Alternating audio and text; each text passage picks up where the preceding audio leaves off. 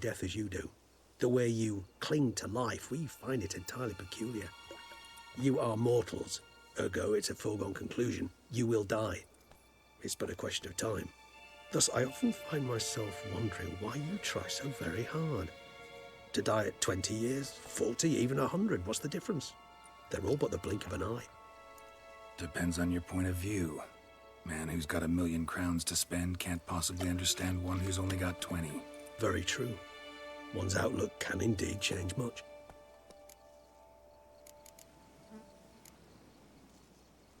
Curious what you did after you were reborn. As I'm sure you can surmise, at first I was thoroughly absorbed with recovering. As it is, I've still not recovered completely. Yet I was so weak the first year that I could not stand or move on my own. Detlef bore my weakness bravely, showed great patience. If not for him, I wouldn't be here, and I'd have regenerated far slower. Once I could at last stand unassisted, I set off for Bruges, for my one-time home of Dillingen. There I led the peaceful life of a rural healer and surgeon, enjoying my neighbours' respect and, in fact, constituting the exact opposite of the monstrous vampire the populace imagines. Bruges, you say? Rebirth make you sentimental? Perhaps a dash. But what of you? Where have you been?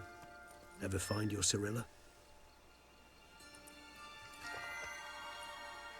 Back then, yeah. But we parted again soon after. And when the time was ripe, she came back.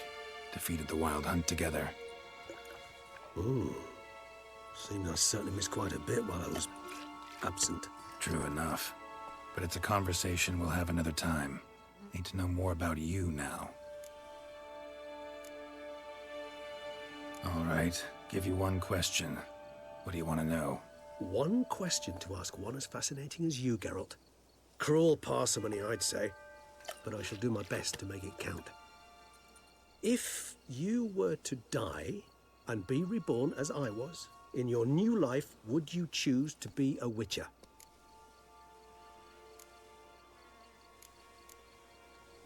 That's what interests you most? Whether I'd like to be a witcher again? Many things interest me, but we've not much time left. Please answer. Never chose to be a witcher. Fate chose for me. Had it been my choice, I'd have picked a different profession. A profession where I wouldn't have to risk my life every minute of every day. Maybe even one that had earned me some respect. Thank you for being honest. Honesty is an attribute of the truly brave, and thus a privilege of the very few. Still no sign of your winged friend. Sure it understood what you wanted? Dead certain. Let's wait a bit longer. It'll return soon, don't doubt that for a moment.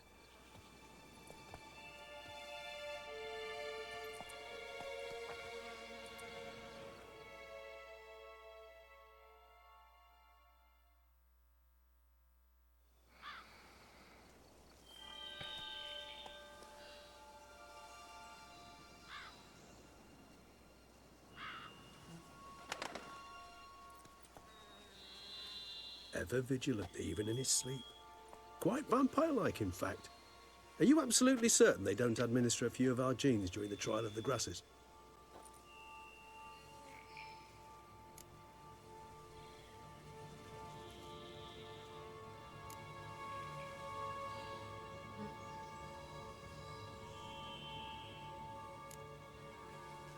Far as I know, none. Now what you got for me? You were right. No kobolds or mamoons for miles around. Knew it. Allow me to finish. You see, there's this spotted white. It haunts an abandoned residence in the Caraberta woods. Impossible. My brethren hunted down every last spotted white before I was born. Then it seems you must revise your knowledge of spotted whites. For somehow this one managed to survive your brethren's onslaught. It seems I know this home it haunts. Recall a tale about it. Locals believe the place cursed. Perhaps that's how the white survived entirely unmolested.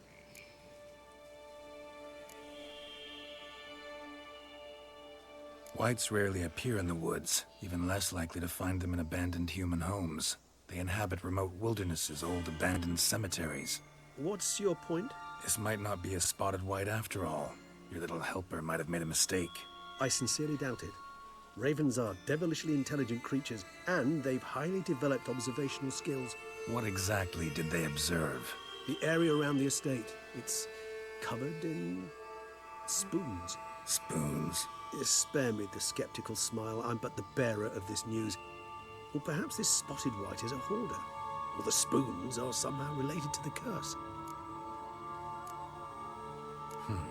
Know anything else about this curse? I don't recall much in particular. Really don't attach much importance to such things. It was mentioned to me as an anecdote, no more. Come on, search your memory. Something, anything could be important. I believe it had a relation to hunger, or, perhaps greed, rapacity. Someone was punished for something... Textbook definition of a curse, pretty much. Sorry, Geralt, I try not to clutter my mind with the details of every far-fetched tale I happen to hear. What are your thoughts? A specimen of a species thought long extinct, and a curse, in one place. That a coincidence, or are they related? Ah, professional curiosity. Personally, I've nothing against you delving into this dilemma, but please remember we need the white's saliva. Nothing beyond that. Let's do this. Start making your decoction while I go get some saliva from that white. Uses it in its brews. Do you imagine the white will simply sell you some? Worst case scenario, I'll bring you its salivary glands. They ought to do as well. For a moment there, I imagined you asking the white to spit into a vial. Quite amusing as a thought, but the salivary glands will do fine indeed. So, see you later. Yes, till later. I shall start by perusing some tomes. Tomes? Thought you were gonna make this decoction. We require one last ingredient. Alas, obtaining it could prove a trifle toilsome. Thus, I hope to identify a suitable alternative. All right. Good luck. And to you, my friend.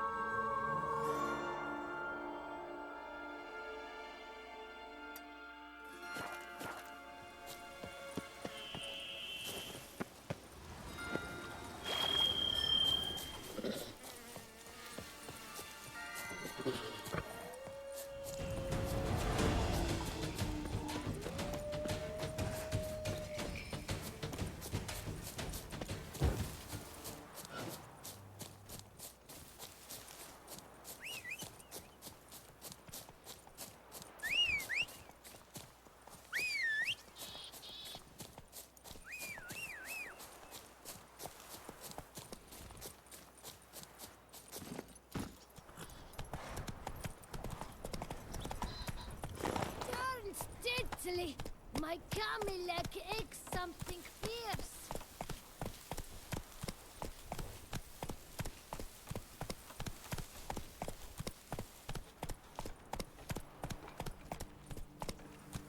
Faster.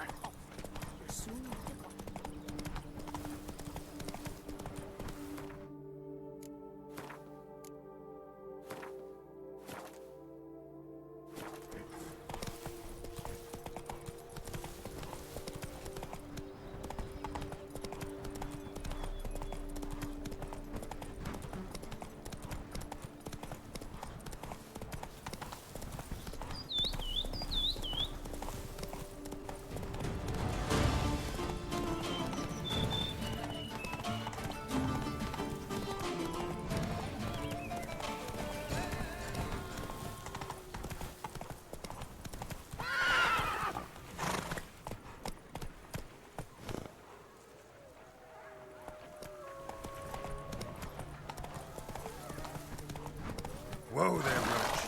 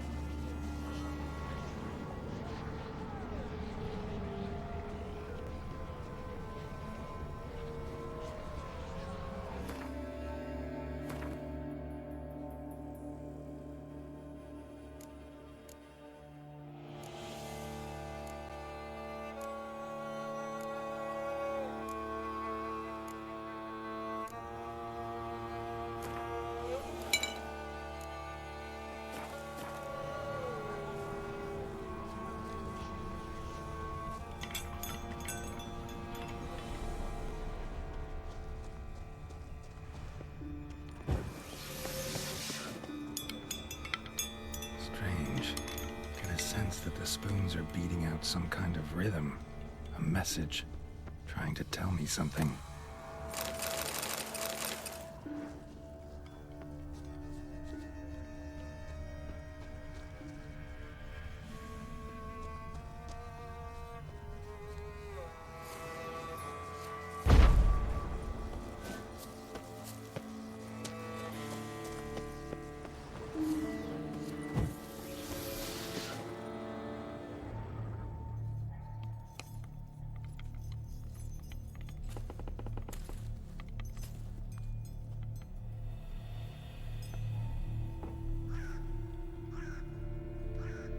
None shall sit and dine with you at your table.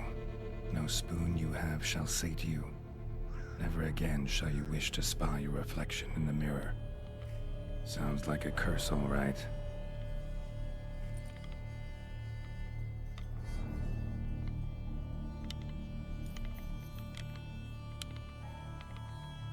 Somebody's clearly obsessed. Regis mentioned the place might be cursed. Can't be a coincidence. Need to look around.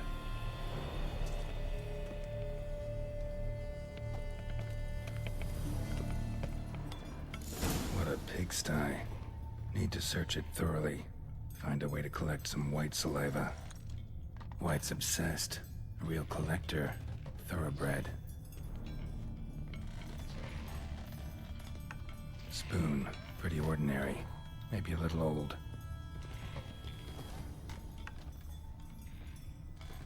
Spoon's incredible. The craftsmanship. Must have graced a rich man's table.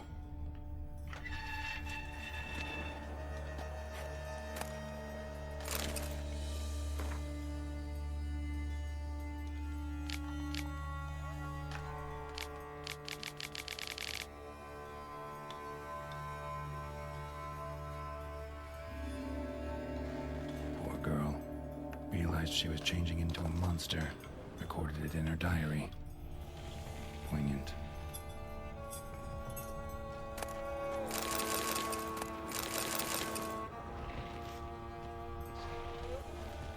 Smashed mirror.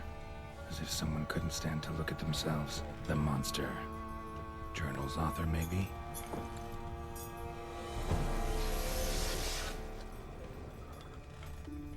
No spoon you have shall sate you. Whatever lives here treated that literally. Still searching for the right spoon. Another spoon. Yep, just as normal as the last one. Spoon key. Sophisticated crafting. Tag bears a description. White's a true collector.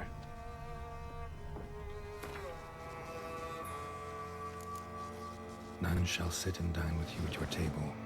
No spoon you have shall sate you. Never again shall you wish to spy your reflection in the mirror. White's obsessed. A real collector. Thoroughbred.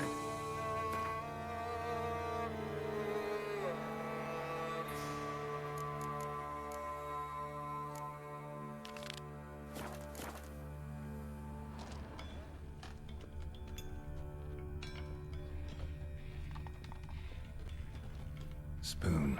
Pretty ordinary. Maybe a little old.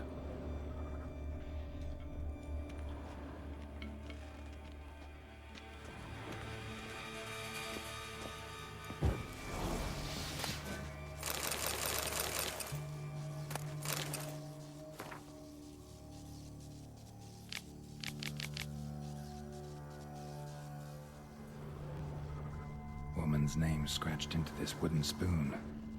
Romantic. Skeletons. Doubt they came here willingly. This have anything to do with the curse? None shall sit and dine with you at your table. It makes sense.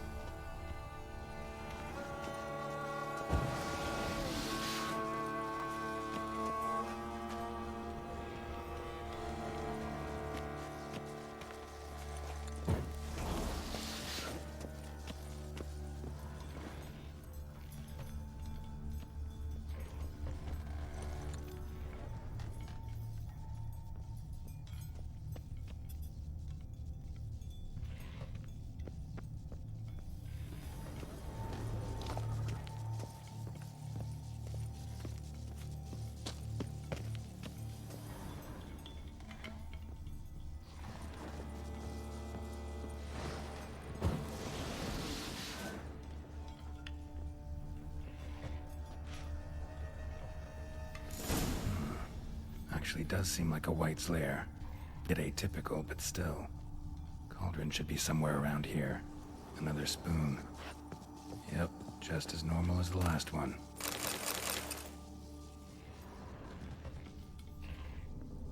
White's obsessed. Real collector. Thoroughbred.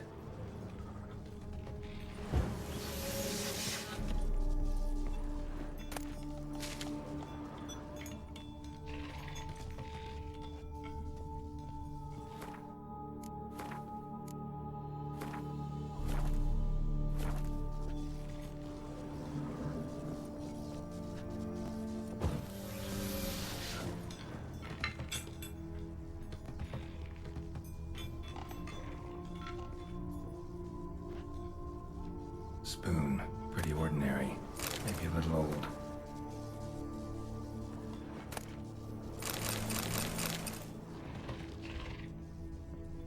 Another spoon. Yep, just as normal as the last one.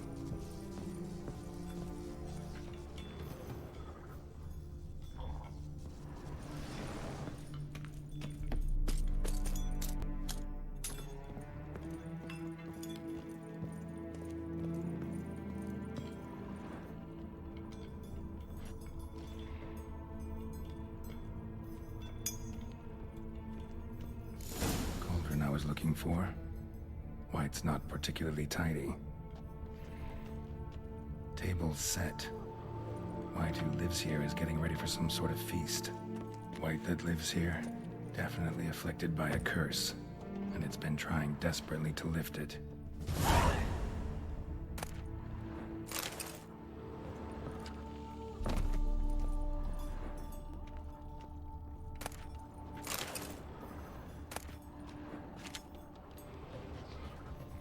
Cauldron's empty, unfortunately. We just need some brew. Afraid he won't get that. No choice but to hide and wait for the saliva glands and their bearer. Need a spot that'll let me observe the cauldron.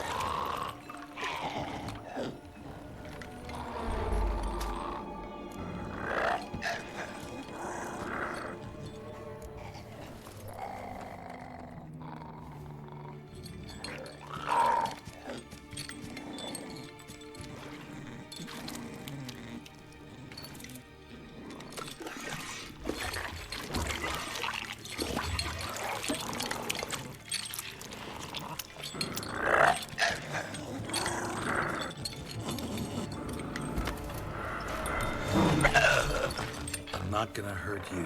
Wanna help? I've seen the words of the curse on the walls. Think I know how to lift it.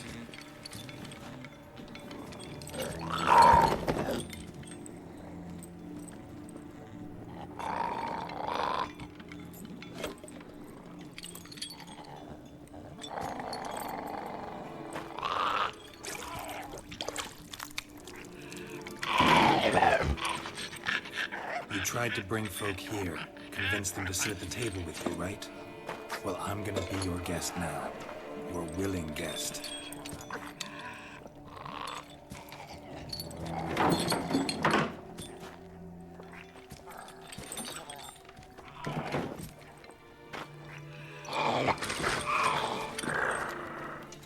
Just need a bit for Regis. And now we'll tend to you.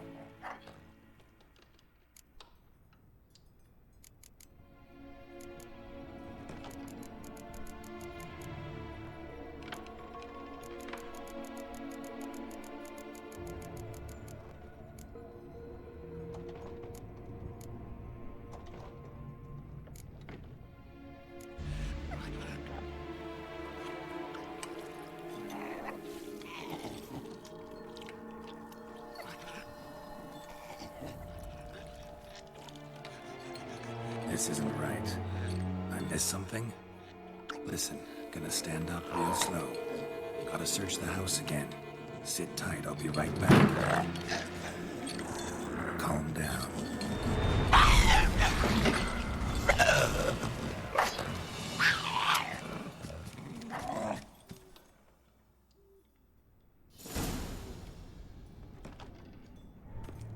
Damn it, it didn't work. Ate that vile stuff for nothing. Got the brew for Regis at least. Can't do anything for the white though, except cut it down.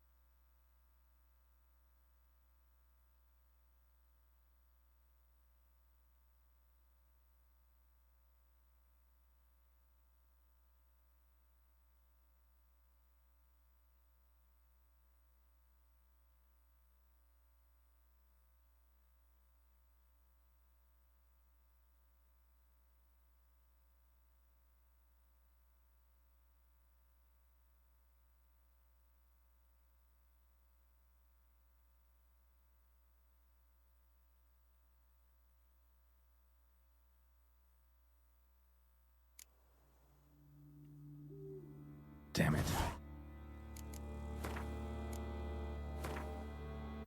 Work.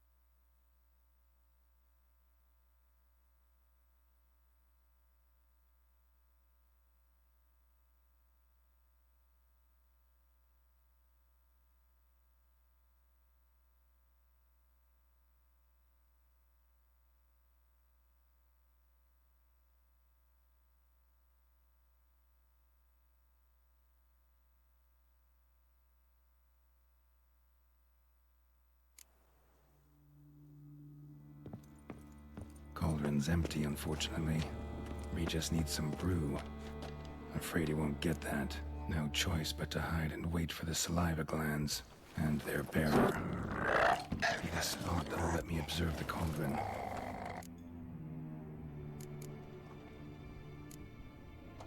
Need to get this right.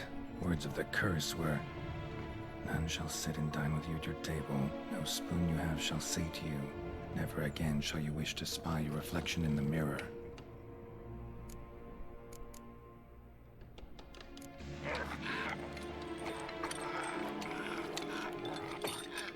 We can't use spoons.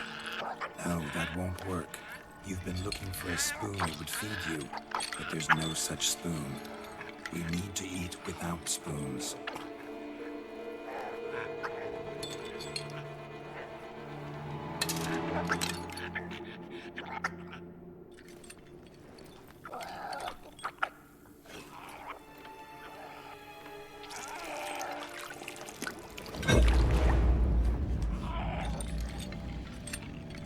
Open your eyes. You need to see your likeness.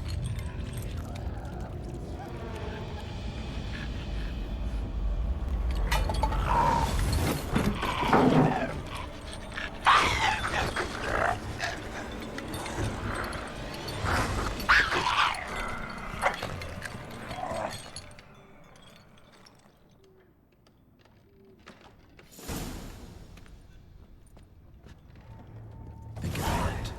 Just not quite like I expected. Need to see what happened to the white. Won't be hard to find given its stench.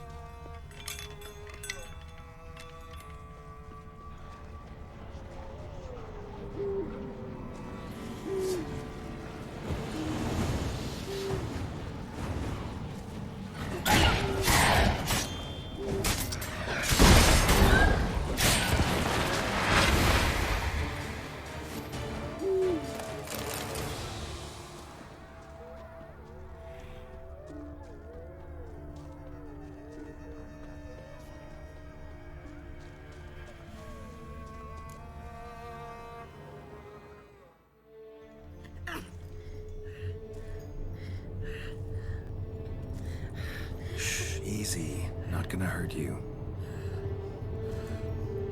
Eat. I must eat.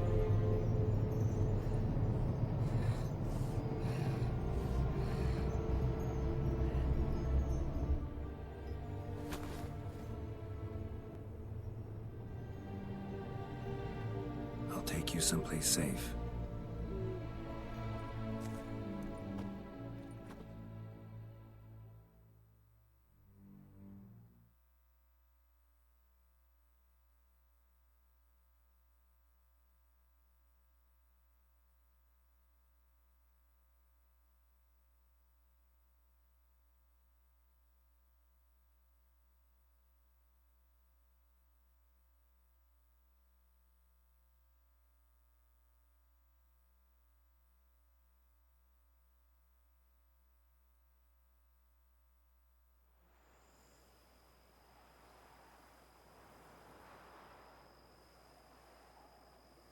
So I took her by the hand and led her here.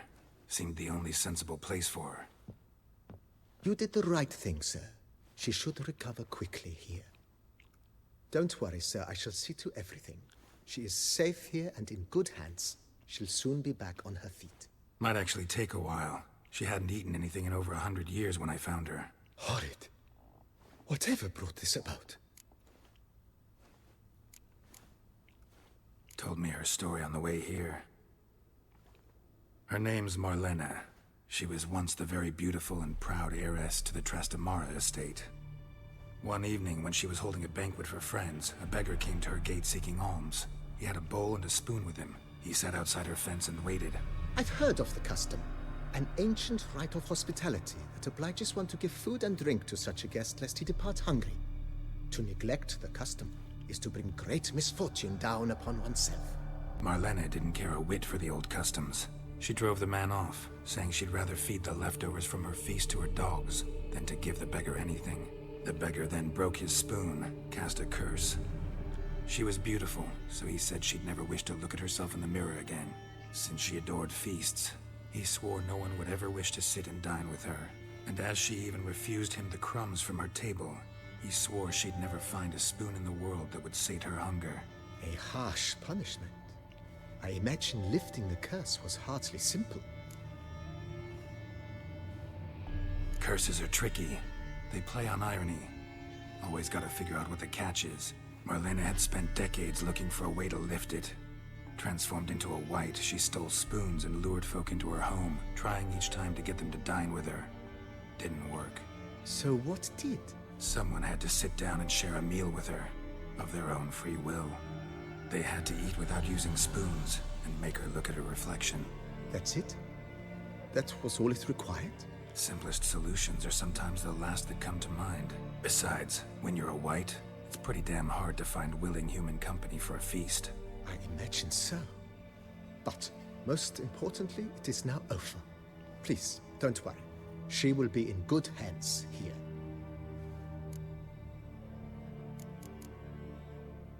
Thanks. Gotta get back to my business now. See you soon.